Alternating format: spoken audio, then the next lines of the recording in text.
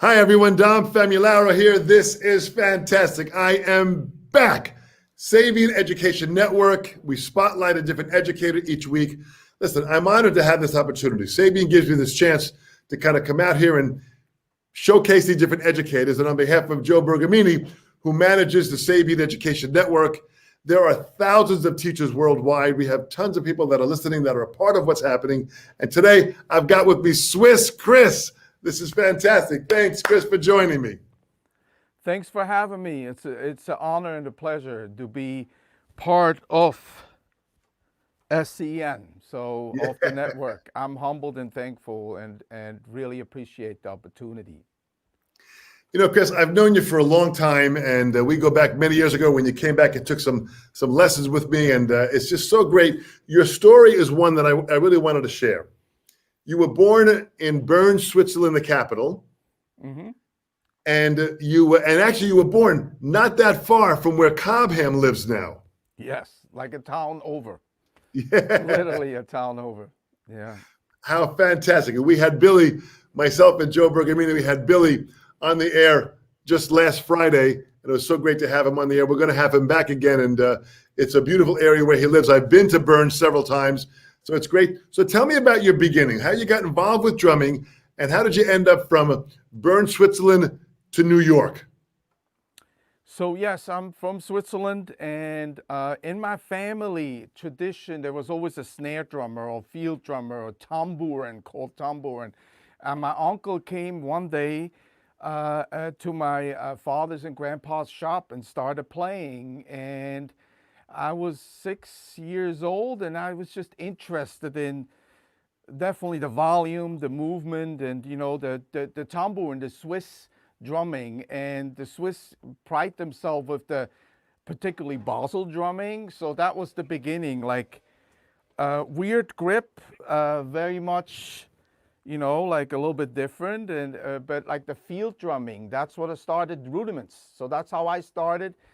And then when I was like 11 years old, I had the chance to go to Dante Agostini in Switzerland, which was the first Dante Agostini school in Switzerland with Nabi Lehman, which was incredible. It's like just an amazing drum school, Boy, it's very interesting you mentioned Dante D'Agostini. Dante D'Agostini was a gentleman who organized, he was in France, and he organized several schools.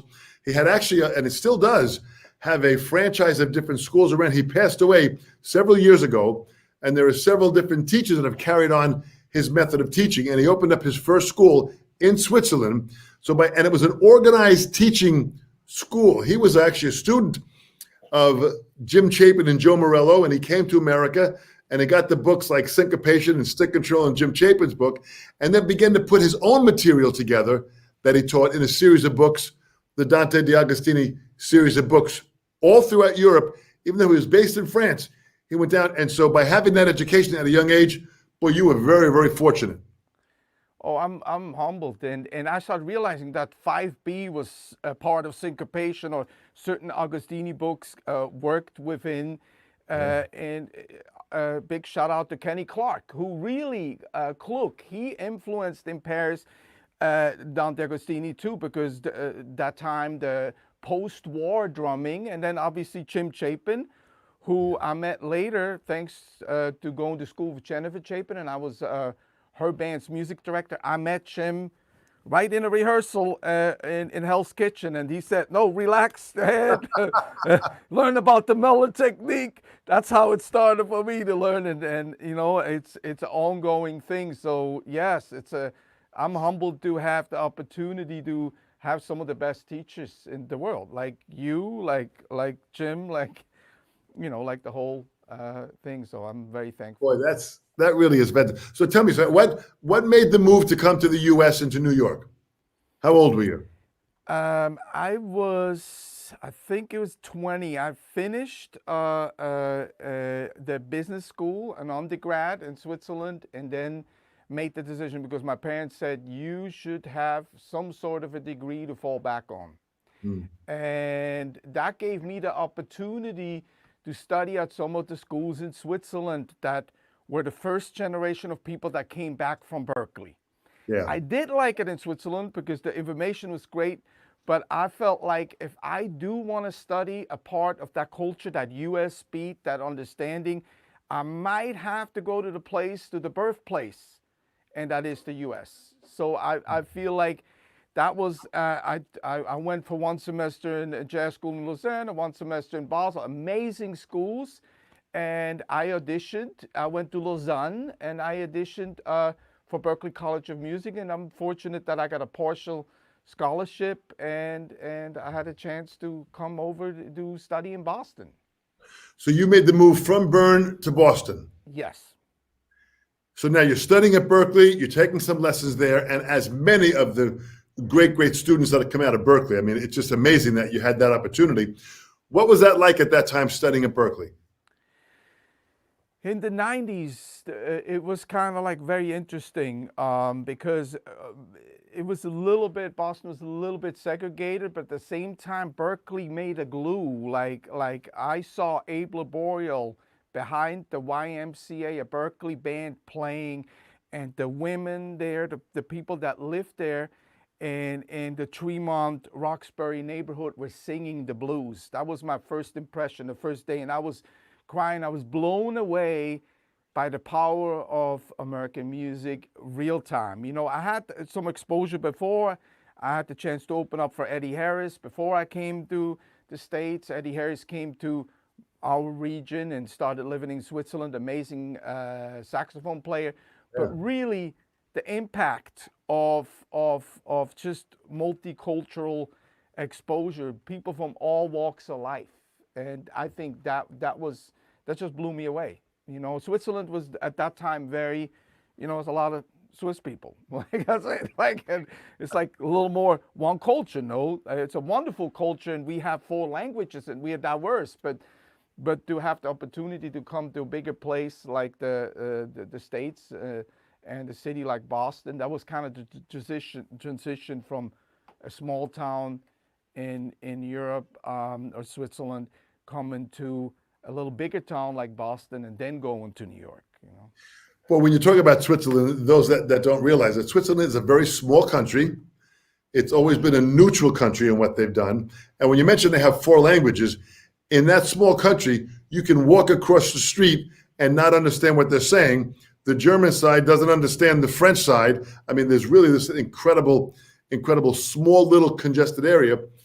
But again, it's a small little country. So going from that small country, which is probably smaller than any state that we have in America, then you come to Boston, Massachusetts. This must have been mind-opening. Yeah, Switzerland is smaller than Delaware, by the way. Yeah. And like so it was amazing. It's just the diversity and really, like, I mean, one advantage perhaps in Switzerland you get a lot of free jazz festivals, and then you have Montreux, you get a lot of jazz festivals. So we were exposed to a lot of music and from all over the world, but to really be hands-on, that's a big step, yes. Yeah. Well, that's interesting. So here you are now, who were you studying with at Berklee at the time? I was studying with Joe Hunt, Ed Kaspick, Casey Sherrill, a bunch of more teachers. Like also one of my favorite teachers who I always followed, who did the foreword of my book, Skip Haddon. You know, who did the foreword for the Modern Drum Set Sticking book, Skip Haddon. And the interesting thing about Skip Haddon was his room was open and it was listening. He played records and made tapes that time. They had tapes for everybody. He made mixtapes, like from any style of music. And Skip exposed us to his funk fusion lab to any style, really. That was amazing. Boy, it's great that you mentioned Skip Haddon. Skip is aside from being just a great friend to every drummer that's out there. But I mean, I've had some dates to do with Chris in Italy and in Canada. What a great, knowledgeable, and he's a brilliant mind and a phenomenal player. Oh, yeah. And you had the chance to work with him. And I know in his office at Berklee, he's got thousands of recordings, and videos and DVDs and cassettes and LPs. He's got everything in there of such an incredible amount of information. Yeah, that was just one of the best experiences. I'm still saying now because the way he archived it already, and now it's all simpler. But at that time, like it was we talking about the mid '90s, Yeah. so that was amazing and groundbreaking and very opening. The first time you really hear Elvin Jones. I mean, you heard the records before, but you really hear it. Like, Yeah. Yeah. it's amazing. Or hear Max Roach or anybody, and being able to study some of the greats is a humbling experience. Well, Always this is. is fantastic. Chris, we have, aside from everybody at Sabian watching, Tony McNally is a phenomenal drummer from Newcastle, UK. He's here. VJ Perez has joined us. Of course, Joe Bergamini always joins in and checks things out. Thanks, Joe, for joining us. Dave Lewitt, another wonderful teacher, New York area. Arthur Art is from Ufa, Russia. Simon Bijaring is here. He's in the upstate New York, but he's from Denmark. I mean, you've got a wide variety of people here from all around the world. This is so great that they've joined us here. Let's talk about your first gig that you had. So now you're coming into Berkeley. You're starting to meet some musicians. Who'd you start playing with? I had the chance to jam around with Matt Garrison, a bass player who was Jimmy Garrison's son, for instance. And he just got the gig with Steve Coleman, and he needed a drummer to play Odd Times. And that's one of the first times I got my butt kicked. Shout out to Matt Garrison, amazing musician, amazing. He's got the Shapeshifter Lab. Jack DeChanette is his godfather, so there you go.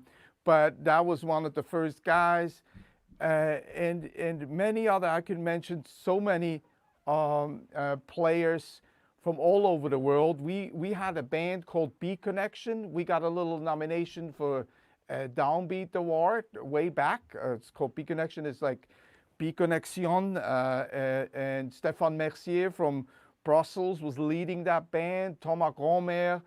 A lot of incredible players. A lot of them went back to their home country and are teaching, but it's some of all. I mean, all walks of life. So Berkeley, like, is how can I say that? It's like if down the door is John Black was practicing. So one night we were watching Sonny Emery playing with Earth, Wind and Fire, live in Japan, and we were painting drumsticks, glow-in-the-dark sticks, because we're like trying to twirl, and we were arguing about forward and backwards twirling and the different twirling things. I mean, John Lampkin is one of the amazing drummers. I mean, so many we had over 500-600 drummers. You could learn so much, each one teach one. I mean, Antonio Sanchez came a couple semesters later. I mean, there's so many great guys to mention. Yeah. So it's just the exposure is incredible for some amazing musicians. Boy, good for you. Good for you. It's kind of interesting because you have a real, coming from Switzerland, you have a real global reach. You understand working with so many different players. I mean, for example, like Bruno Muse is from Belgium, from Antwerp. He's joined us here. Nice. Victoria from Kiev, Ukraine. Claude Hoffman is from Belgium. He also does some teaching in Luxembourg. John Favicchia joined us. James Harrison. I mean, just so many great people. Christopher Messler. Nina Parra is from Brazil. She's here with us now. So John Owens from North Carolina. We have Artemy Kor. He and his wife are phenomenal drummers from Russia, Moscow. They've joined us. So it's just so great to see the amount of people that are now, globally involved in where the world is at.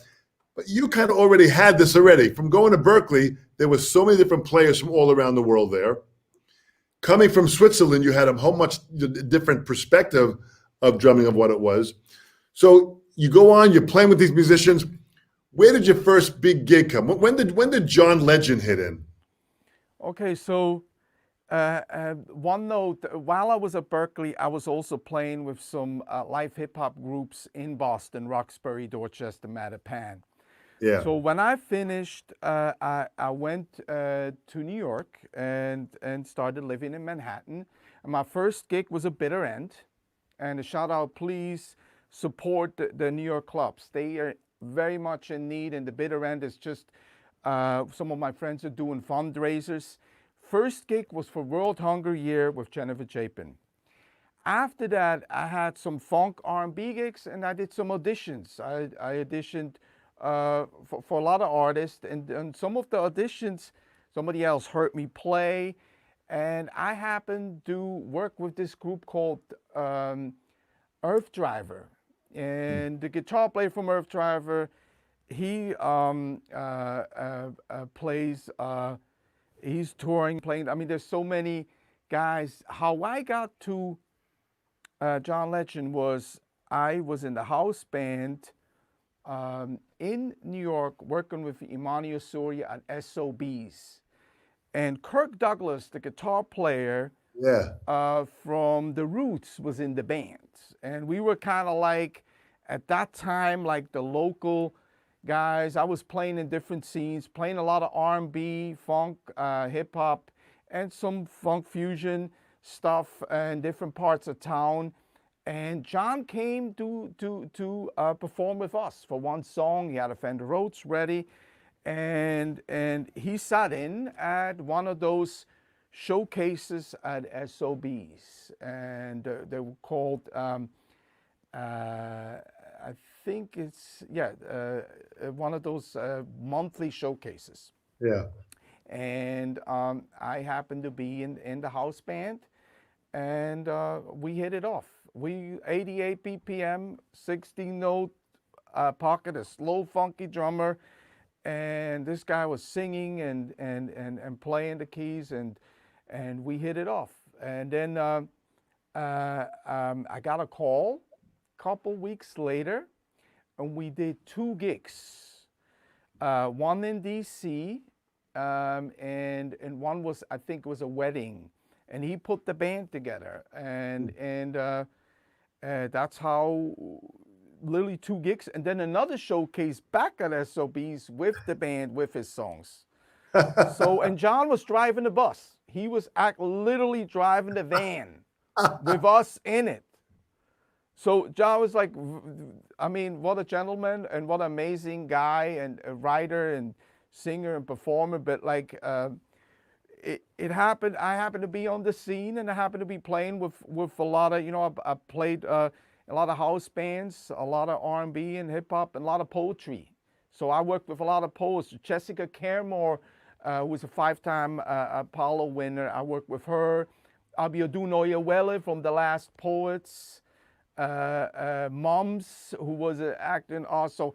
I was backing up a lot of poets too at that time, and the poetry scene was big. So I had the chance to work with Vernon Reid with the group called Burnt Sugar. That's kind of like how I got into the scene. I was very much into the poetry scene, which was kind of a different thing because you play drums, but you also play percussion. But it was a very interesting thing. Besides my funk fusion R&B hits. Yeah. So, but you also got involved doing some MD, some musical directing on top of that. Yes. Now, for after 2 years, John Legend was looking who wants to step up to be the music director. So I did work for as a total for 2.5 years as his MD, as his music director.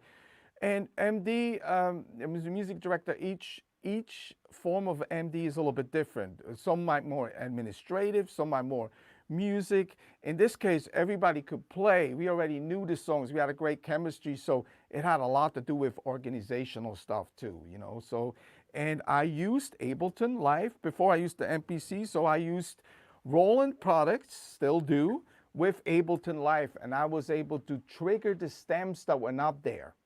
So we did the VMAs in Europe, and we couldn't bring the backgrounds, and we couldn't bring the second keyboard. So I was triggering that real time. So I was doing real time edit with electronics. I was using Ableton Live. And the VMA is the Video Music Awards, which is that is a huge festival and show. Yeah. So, and with John, we did 2 world tours, and I played on some of his singles. On his first record, I played on So High on his single. I performed on it on his second, and that was really challenging because it was a sped up click. The click was speeding up and slowing down, but that was the feel. Sony Music wanted and the producer. And on the second record, I played on stereo and Safe Room and a bunch of other records. So I had the chance to also play live drums in a time when normally a lot of it is produced just solely programmed, So Yeah. that, and we worked with Lauryn Hill on the remix of So High, which was an amazing experience too. So having a chance to work with him opened up a lot of doors. And at the same time, I had the chance to work with Wyclef Jean on a couple hits. So it's just an incredible experience and humbling experience, learning and growing as a musician and as a person.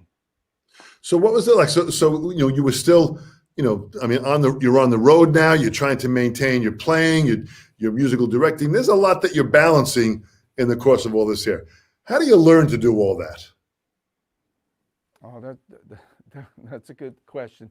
I think for everybody it's a little bit different. I think strong spirituality to be able to delegate and just work continuously, under pressure. Like we had over 50, 60 TV dates a year.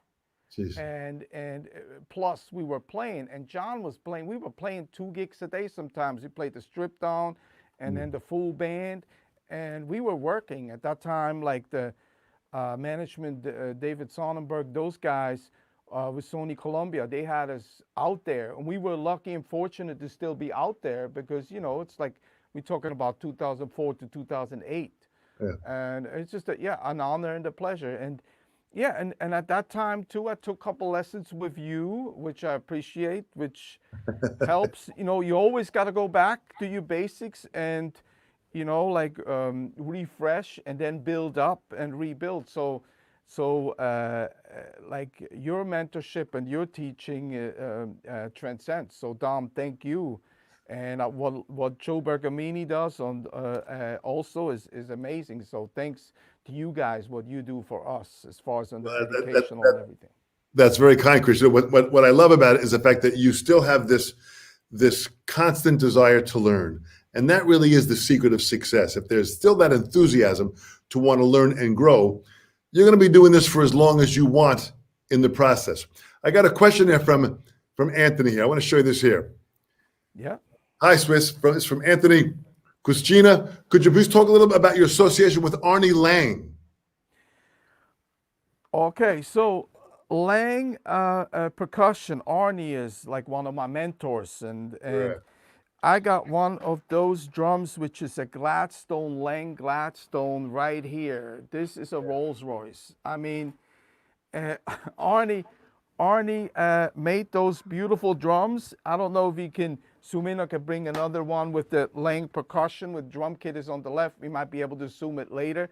Yeah. But Arnie is a great friend, and like we hanging out. I'm playing his product now. I'm playing the Lang drums, the Brooklyn Tags.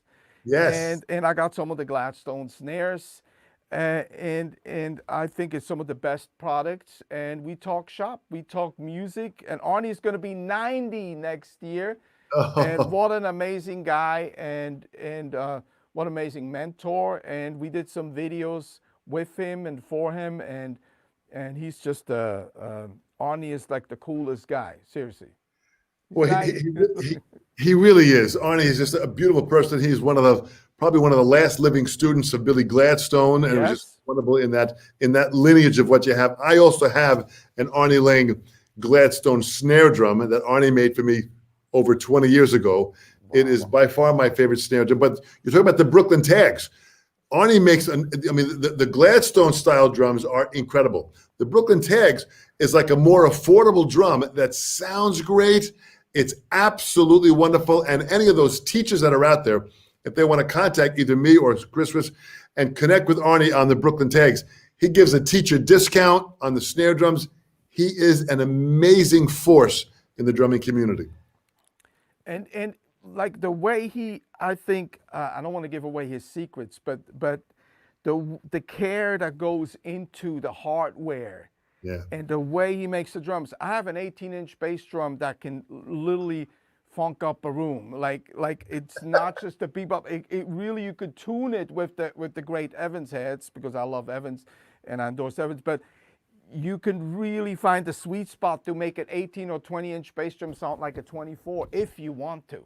Yeah. That's because he tunes and he puts the key on each drum. So each drum resonates with the shell at a certain frequency, which is frequency ergo's pitch. So his care into the drum thing is incredible, like amazing. What a guy.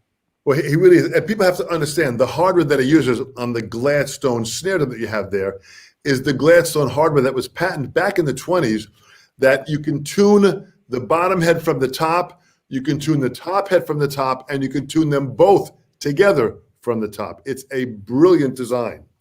It's amazing. And it's just, you got to go to his shop. And that's who he is. He's still, 40 years Philharmonic, but like he sits down with you and he breaks bread and he explains to you. Some of my students come visit, or, like he has exchange programs with the kids from Ireland. There's a lot of stuff happening. And yeah, it's just an honor and pleasure, and to play some of the best drums in the world, Well, he really is such a gift to the drumming community and what he has. And I know he's got a phenomenal product too. HudsonMusic.com. Go there and check out Arnie's product that he has, where he kind of explains a lot of the methods that he teaches and what he learned from Gladstone. So another great thank you, Anthony, for bringing up Arnie the way it is. So let's talk about the book now. Modern Drum Set Stickings. Talk about how this came about and what happened with that.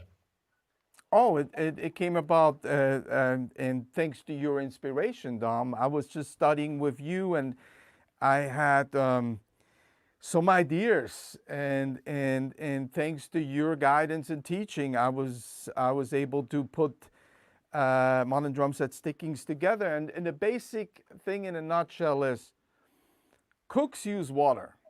All cooks use water. Drummers use stickings. Now, cooks, everybody is using water. That's one of the 4 elements.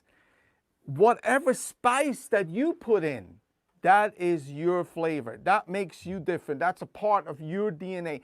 That's what you are different. We all, and this is the beauty of drumming. Words lie, drums don't lie. I could tell you whatever, but if you hit a cylinder and the air travels through it, that is truth. So finding the truth, let's say in a world where it might be confusing sometimes to with fake news or whatever you call it, finding the truth is we all are using stickings, we all are using rudiments, and whatever flavor we put in it, and whatever, like I have a musical checklist in my book that says, like melody is first.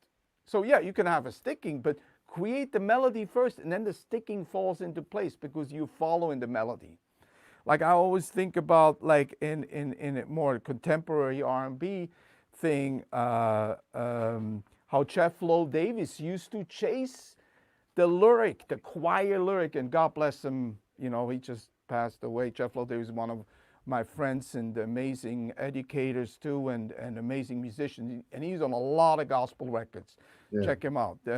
And he was chasing the lyric, chasing the choir, almost like a big band drummer, finding the melody. So melodies first, then define the pulse. When you have the pulse and the melody, the subdivision is right there for you. When you subdivide, what are you going to find? Find the sticking, how you sub, right, left, right, open-handed, and then orchestrate it. Dynamics, resolution points. So move those stickings that we all play. We all play singles. We all play doubles, and we all play permutations of them. Right. And how you do it makes you different. You see, like you talk about, John Legend's drummer now, Rashid, amazing musician, amazing drummer. He's using different stickings than another guy, influences us. So it's like each one teach one. I'm very excited and humble to hear you interpret it. So that's why everybody that uses this book sounds different. Literally, like it's at your pace. And, so I believe that cooks use water, drummers use stickings, and we all cooks. And now your spice, that's what makes it different. You know, you could spice it up with some ornaments or flam tracks or cheeses or whatever, and add to the sticking. But like at the end of the day, you're following the melody. You're playing a pulse. Boy, great point, Chris. Great point. Oh, You know, thank you. we've got more people that have joined us. Matthias de Waal is from Belgium, a wonderful, phenomenal player at what he's doing in the Belgium area, and also a teacher. And also joining us is Catherine Wall. Catherine Wall lives in Christchurch, New Zealand. Right now, it's got to be like either 5 or 6 o'clock in the morning, and she's up and she tunes in. This is incredible to have this amount of people. Jim Toscana has joined us from a faraway place called Staten Island. In the middle of nowhere is where he is, in Staten Island, and Jim has joined us. Jim You is know, I know, amazing. Swiss, you're doing a lot of teaching. You talk about your online teaching that you're doing.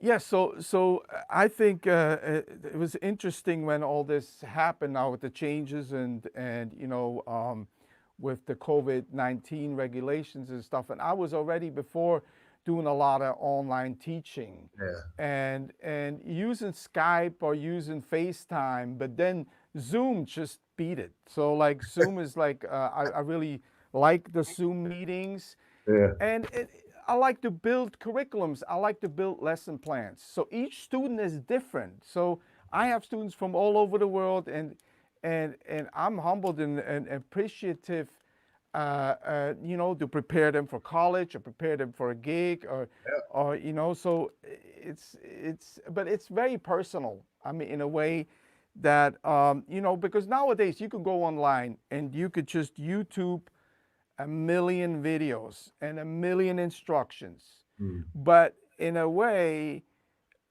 you do not get the direct back and forth like what you do, Don, for the last, I don't know how many years, you know, 30, 40 years, you know, inspiring us and that feedback. And I think now more than ever, even in the digital age, people need a personal feedback or a personal curriculum or help me audition for this school, help me get a scholarship for that. And so all those lessons are all different and very personal depending on the age and so forth and the desire of the student. Yeah. Well, that's great. So you're doing the online teaching, you got the cameras, you got the whole setup the way you're doing it. And I know you're teaching at Berkeley. You do the, what is it the 5-week program at Berkeley? Yeah, for the last 10 years, I had the opportunity. I did a couple artist visits first and still then, you know, separate clinics and workshops. But for the last 10 years, I had the opportunity to be able to teach some styles labs and some ensembles and musicianship and drums, just period. So, and it's amazing how great the students are. It's amazing how people are growing and like from all cultures. Again, it's just beautiful to see and hear us being able to play all styles and enjoying it and growing and learning and teaching. Absolutely. The world has changed. Mario just joined us from Spain in the La Rioja region. I mean, so we've got the world now at our fingertips. So when you're teaching, you've got students literally from around the world that you're teaching online and you're continuing inspiring them. And it's fun. It's always like I just had one student got in. He got a large scholarship and he got high ratings. And we were preparing for it and we were working on it. And we did not know how good he's going to do on the test, because it's one thing you practice, you learn by yourself, but then being in front of people. So I'm trying to make my teaching as practical and you know, as engaging as possible. And I still have students, you know, we put the thing on, they come in person, we do outside, we put our mask on and we play outside on the pad, and then come back in and use the drums that we have here, acoustic and electronic drums. Yeah, so it is amazing to just see people grow and grow yourself as a teacher. You learn. You know? Absolutely. Check this out here. Harrison Consor. What is Chris's rig? So let's talk about gear for a second. What are you using as far as gear? I love the Omni the Omni AAXs. I know some people swear by the HHXs, but the AAXs is a ride, a crash. It's big but can be small. I use the FRXs with some artists, with singers and MCs. You know, on one of those pilots for Yo MTV Rap, I use the FRXs, and then I use weird exotic cymbals. One of my heroes. Let me drag this over. Tony Rederosa. I use something. Can you see this with the camera? Yes, Tony. I Tony's a mean, this is like this, and he was one of the guys that inspired me to acoustic and electronic. So this is one of his way back. I still use it. You can't break it. Choppers for days. I use choppers for days, and then I like Dave Weckl or David Garibaldi hats. I still do dig them. I know guys are playing 30-inch hi-hats now with holes in them, but to be honest, in the studio a lot of times, or like still the David Garibaldi hats or the Dave Weckl hats are still like the 13s or 14s or 15s. They're doing it for me, like literally. Well, And then, oh, I'm sorry. It's amazing how the wide variety of symbols you have. So that symbol up there right now as well. What's that symbol right there? This is the Omni AAX, the 22. Nice. And I still love it. And the first time I heard Jojo Mayer play it, and I was like blown away. And I think that Jojo helped develop the Omnis, unbelievable. It's just how versatile, how much bell you get, how much ride you get, and how much crash. So literally, that's one of my to go. And then Ozones, HHXs, the crashes, the 20, the 18, yeah, and I'll, you know, like I just love, yeah, the Omnis are definitely those I'm taking with me, you know. Like, You know, it's amazing. Not in the shower, no, but anywhere else, yeah. That symbol is like a Captain America shield. It's Yes, incredible to have. it's for great. your own security and protection, you can take that. Yeah, it's perfect now. What's amazing when you think about just the intensity of I love those hi-hats. Look at this, Harrison. Thank you so much. When you think about minds like Jojo Mayer, I mean, Jojo is a brilliant mind. He's probably, his IQ is probably ridiculously high. He's such a well thought and well spoken person. He's a brilliant mind. Plays phenomenal. I was just with him recently at a festival, at the Drumeo Festival this past February. We played together. He sounded incredible. And again, out of the mind of Dave Weckl. I mean, look at these guys, Garibaldi. I mean, what I love about Sabian is they're not afraid to step into someone's mind and pull out ideas and listen to that. And of course, the brilliance of someone like Mark Love at the company. Oh, yeah. Then you got a great artist relations guy like Christian Stanke, who pulls us all together. I mean, it really is a company that really has an incredible amount of creativity and innovation that really helps us all out. Yeah, and you could actually talk to the guys. You could talk to you, Dom. You could talk to them. You can ask them questions. And I mean, Jojo, like just a story in Switzerland. I grew up as a kid, and I did not know who Sonny Emery was. I did not know that time who Tony Williams was. And I heard this guy play in a funk fusion band. And I heard him play another, and I was like, oh my God. So it's amazing to have some of your heroes, you know, like, and you're playing the same product. So I'm humbled and thankful.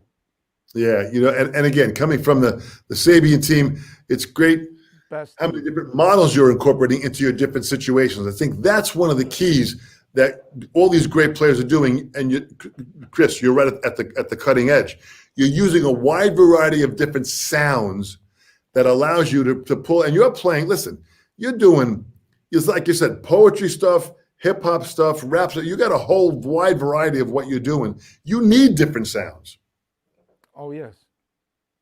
Depending on the producer, that's why I have different snares. Like I have so many snares and cymbals as a variety and brushes and sticks as a variety. But the cymbal is really something that you grow with and that teaches you. Any cymbal that you touch is really like what's coming back, what you put in, it comes back. And that's a problem a lot of times with sampling cymbals. You got to do a live overdub. It's kind of, you have a horn section, it's all keyboards.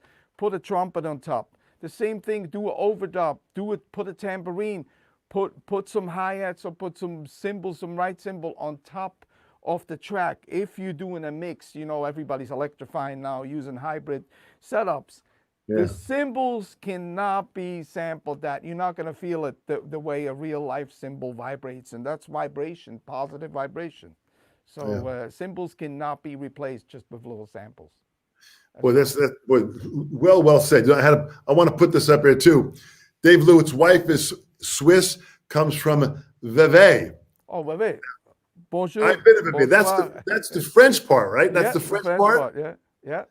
I played with, I think it might have been with Garibaldi at a club called the Rocking Chair in Vevey. It was that's a beautiful city to come from in Swiss. I suggest everyone at some point go and get to Switzerland, see some beautiful country and how it's like. So tell me, Swiss, now you're doing some producing. So now this has kind of opened you up to playing and being, working with different producers. But now you're doing some producing. How did that all come about? Yeah, I got asked to do some sample packs, and they're still doing really well. 23dB production, who helped me with this live stream today. They're using it. Dennis is using it, and different producer. So I take different breakbeats, recorded and refurbished with industrial records.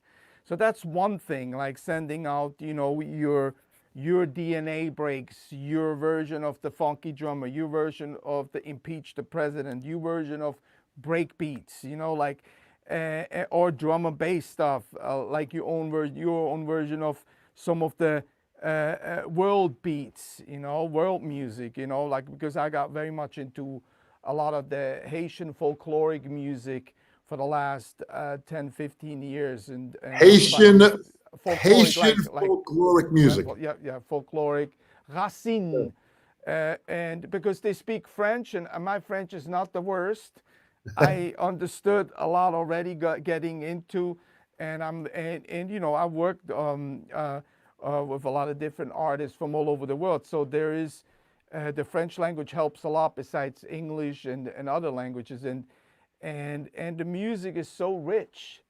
It's like reggae music. You think it's 2 or 3 beats. No, it's just a rich culture, and so I'm humbled to adapt some of those rhythms and put them on the drum set, and look at from the scope of the drum set, but learning more about cultures and music, cultural diversity. Fantastic. I think that's where we at. I think we got to open up. We can't.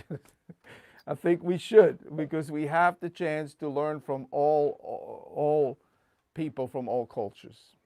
Well, I think that's where a lot of your success is, Chris. You're open-minded. You're willing to constantly learn when it comes to your instrument. You're open to all different cultures and styles. And when you're producing somebody or when you're performing, you've got a pretty big bag of tricks to pull from that you can deliver to whatever they need. Yeah, I'm humbled to just be learning and growing. But again, like I always think, like it is finding the melody, finding the pulse, and then defining that and orchestrate. Do what the producer wants, but bring your own flavor in it. You know what I mean? Yeah. And so I'm looking up to guys like Steve Gadd or guys like Vinny Colaiuta, how they created their career and how they use all the elements and all the different forms of education. Well, that's fantastic. Now you're still, even though with the COVID challenges that we have, you're still doing some playing. Yes, and I was just recording with Jay Ivey, a Grammy Award-winning poet. We worked together years back with Kanye, and I just recorded on his record. I recorded a bunch of other people's albums. As far as live playing, I'm doing a weekly thing with an amazing keyboard player, and we about to come out with some stuff, but we still kind of in beta phase of playing and writing, and that's like a keyboard drum duo, where I'm using acoustic and electronic drums. and Yeah. that's a weekly kind of like a live stream. But right now it's kind of more private because we're developing something. Surya comes in the lineage of Alice Coltrane, and he's the music director for that band that does some of that type of jazz type of music. But I call it funk fusion because really, deep inside, I'm a funk fusion guy, but I happen to play hip hop, R&B, you know, whatever it is, you know, like, and the good thing about funk fusion is it's like, it's versatile. You can play, you can learn and study from anything, you know. You got to play straight ahead too. But I'm not a straight ahead guy. I love straight ahead. I respect it. Yeah. But I can play straight ahead. And, you know. So who would you say, you know, growing up or even now, if you had to name 5 drummers that have influenced you, that could be alive or dead, who would you say those 5 drummers would be? Definitely Kenny Clark. Wow, beautiful. Kenny Clark, a guy who, first guy who went to the right cymbal. Some of his sparse in driving the band and not overplaying necessarily on the job, but Bill Cobham definitely, because listening, you know, I mean, Yeah.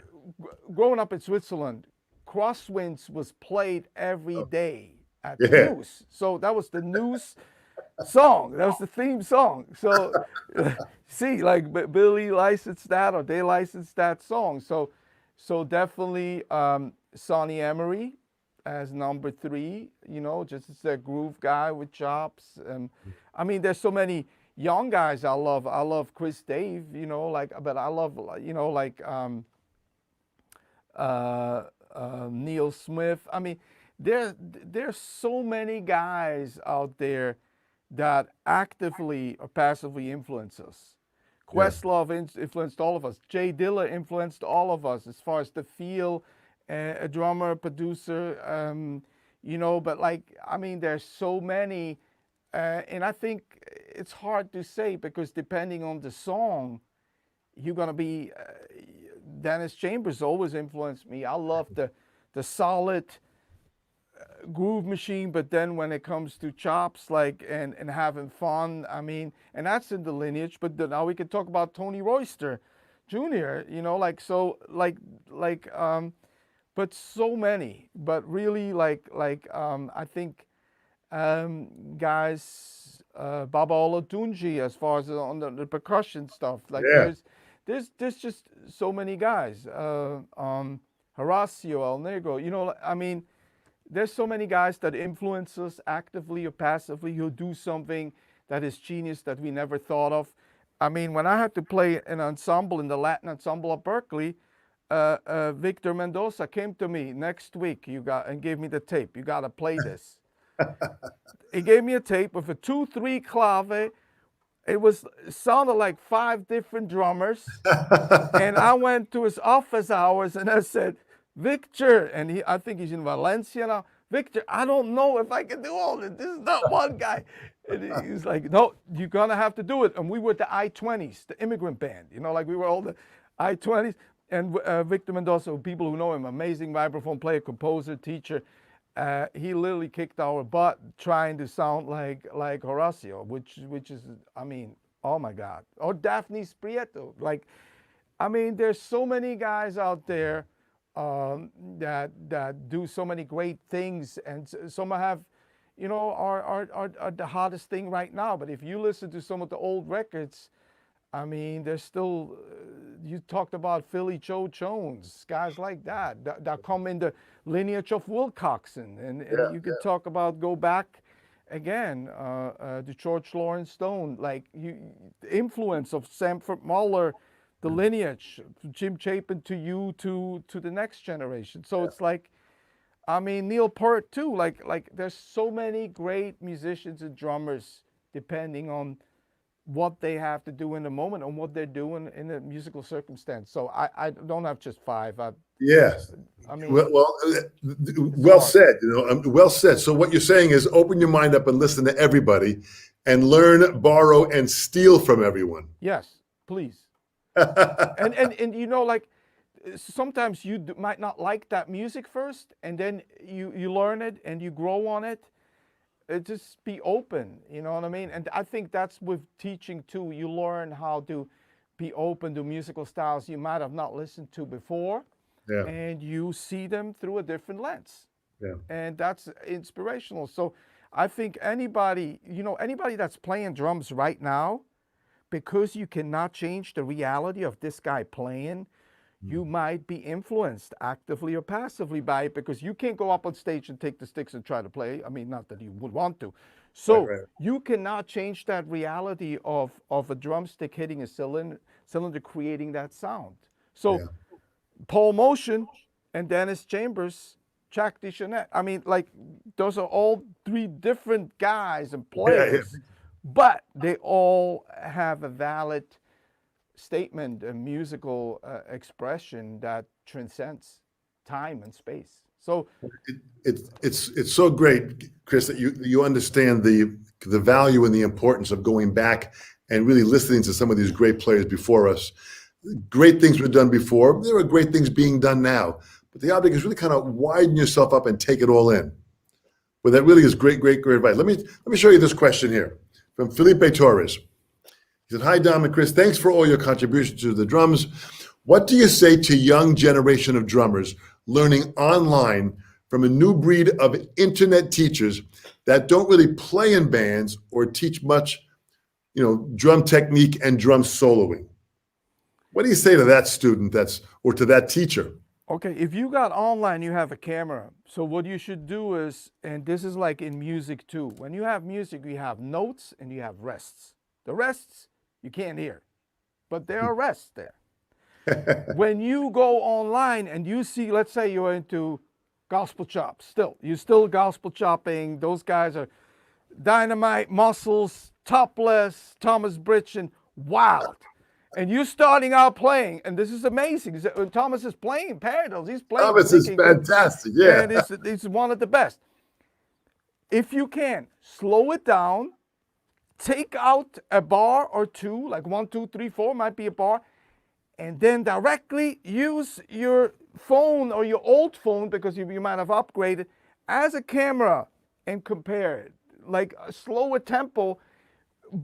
Don't just go by what people tell you. Everybody's body is different. Yes, there's certain techniques that are better, but using mirrors, that's what you taught us, Dom, and it's in your book, your next move, like using mirrors and help yourself. And if it starts hurting, you might want to slow down, you might want to relax, you might want, you might want to do exercises that other people are teaching you, but be aware. Yeah, online teaching is great, but a lot of times there's no feedback, and sometimes it's discouraging, because you can see somebody practicing 100 times for a year this one song, and now they sound perfect, but the imperfection is not here no more. I feel like online you got to be very careful, because everybody pretends, we didn't rehearse, we didn't, no, we didn't do, no, this is the first time, I don't even know this guy. And the matter of truth is, guys are secretly practicing. The secret is, for music too, as a music director, you were asking me earlier, the rehearsal before the rehearsal. Yeah. And I think that's, some other guys said that too. Like, do a rehearsal before the rehearsal, and don't get discouraged if it looks very simple for people to do a Muller stroke or whatever it is. It takes time, and like you say, Dom, slow is fast, fast is slow. And what I do to every beat that I learn, or what everybody does, I want to play 3 tempos. Yeah. I want to play at half of the speed that is executing. If it's still too fast, I go half of that. Yeah. And I might go to another rate in triplets or double time, just to play the same pattern, to hear the same pattern, because half of the music is listening, is rests. So yes, you can go online. You can, whatever online platforms that are, they're amazing. But at the end of the day, the private teacher is still going to be here. Why? Because you do want a response. You do want somebody to be honest with you. And nowadays, where everybody looks the best, everybody, you still want an honest response in your growth. So I think online is great, but I think using mirrors and filming yourself and enjoy the journey. Yeah. You know, Well, does well does that said. make sense? I It don't know makes if it's. total sense because it makes absolutely total sense. Now, do you play any other instruments? I do play keys, Mhm. and I have an organ here, and I play keys, and I play chords. I'm getting better at the keys as over the years. Just playing different progressions and melodies and stuff. Yeah, keyboard controllers, but yeah, like I have a bunch of keyboards here, and I use it. And I use solfege too. Like we learned, like Kenwood Denard was one of my teachers, and he was like, you gotta be able to sing solfege, and I didn't believe it, but then yes, it is true. Solfege is helping a lot. Well, that's fantastic. So what other teachers were at Berkeley at the time? Was Kenwood there? Was anybody else there? Kenwood was not there yet. I seeked Kenwood out. I went to New York. Ken was a teacher in New York. Later, he started teaching at Berkeley. Right, right.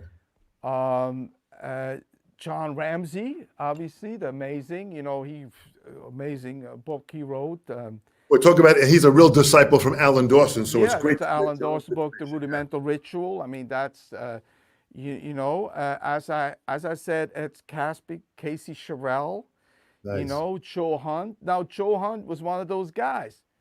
Played every song, played simple, but he was one of the most musical drummers like you could go see and hear.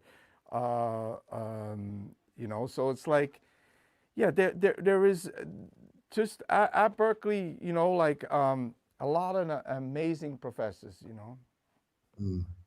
And Well, then that's really I studied with Kim Plainfield a little bit, who was teaching later at Berkeley. But when I went to take a couple classes at Drummers Collective, yeah. so that Kim was God bless him. Kim was he was the founder of the Drummers Collective. One of the Absolutely. He was bravest there at the souls. beginning. Yeah. Yeah. He was there Yeah, at the beginning. one of the main guys. Yeah, And rest his soul, man. Another beautiful yeah. person who's got a great book out also, man. You've got some people here from Ireland. You've got some people here that really kind of joined us from all over Brazil. I mean, you've got wonderful people that have joined us here. We've got about a minute left. What would you say, Chris, that a message that you want to share with everyone from around the world, from your heart, from your soul? What would you want to share to them? I believe now more than ever, each one teach one. Let's learn, let's breathe, let's relax. And before you say something negative, take a breath for 2 breaths and look at it from another side. If somebody is aggressive or towards you, take a positive stance and think, oh, they're suffering. That's why it might not be you. Don't take things as personal.